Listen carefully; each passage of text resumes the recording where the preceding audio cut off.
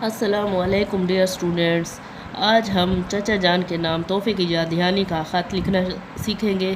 تو چلیں اسے شروع کرتے ہیں۔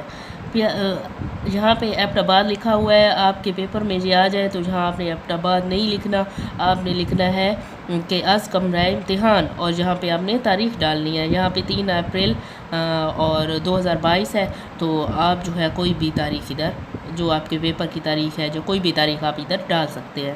آگے ہے پیارے چاچو جان، یا پیارے چچا جان بھی آپ لکھ سکتے ہیں، اور ساتھ میں یہ نشان جو ہے ایکسپلینیشن مارک یہ لگانا یاد رکھیں، یہ نہ بھولیں۔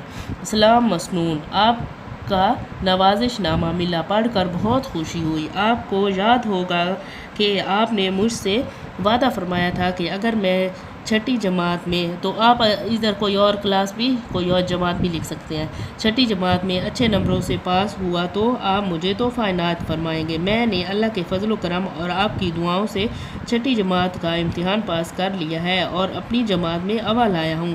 اب آپ بھی اپنا وعدہ پورا فرمائیں اور مجھے کمپیوٹر لے دیں۔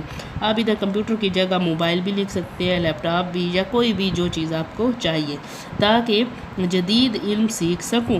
چچی جان کی خدمت میں سلام، باجی اور بھائی جان کو سلام کہیے گا، شکریہ۔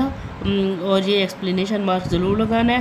آپ کا پیارا بھتیجا حمزہ فراز۔ اور اگر پیپر میں یہ آ جائے، بورڈ کے خاص طور پہ پیپر میں، تو آپ نے یہاں پہ حمزہ فراز نہیں لکھنا، آپ نے ادھر ا ب ج ڈالنا ہے۔